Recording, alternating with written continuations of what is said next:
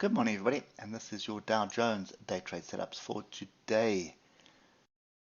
What can we say? We are still floating with this area that we spoke about yesterday, 32,713. Didn't quite get up to any other structure for us to be looking for shorts. And if we start dropping down through the 3 hour, you can see nothing's really changed. We basically just continued to the downside, but now we've got this big inside bar off an area, and I'm just going to readjust this level to the swing low here. That's the actual level, and you can see that's what we targeted. So we've got a crossover of the oscillators. We are inside bar, so a break above that tail there, and I think let's just put it in just so you see how it's going to play out on the lower time frame. So we are looking for a break above this tail here on this green bar, and if we drop down to the hour, you're going to see that was the previous swing high. Look to the left and you can see the structure that is here. So drop to downside, came up. This was the short area we were looking at yesterday. Came very late in the session, so I'm not going to pay too much attention to that.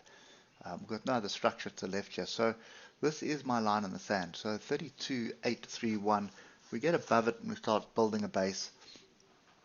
Then you have a fairly strong probability of a move, but you're probably going to be held up by moving averages. There's nothing really to the left apart from that area there, which is 33,088. Now, if you drop down to 15 minutes to have a look at price action yesterday, sideways, and we just continued to the downside. So the wise move would have been going with the trend before us coming in down here and then some profit taking happening. So there was a change in tone by the Feds yesterday in their 2-day testimony. So I wouldn't read too much in it. They're just playing with you. I would wait for the data to start playing this Dow Jones at the moment. So not convinced it'll be going down. If you just come back to 8 hour, yes, we've got a crossover here, but look what's been going on pretty much since November. So we've been basically going sideways, and we keep coming back into this area since first test there was in 13th of December, and then we touching it again in Feb. So there's too much to the left here, and if you just you go to the daily, we're starting to get a bit of a crossover, so it could be a flat top triangle here, but in my view it's probably just a bigger range right now. You can see there it is there.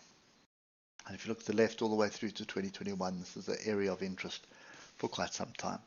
So I'm kind of still on hand. I'm not really interested in this right now.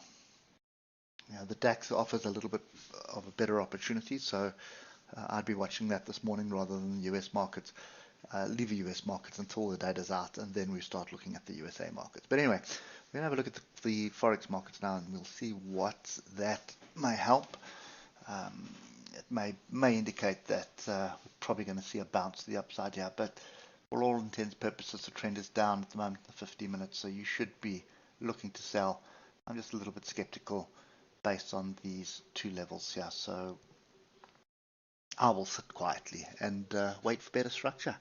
Anyway, hope that helps, and we'll catch up with you tomorrow morning. Cheers for now.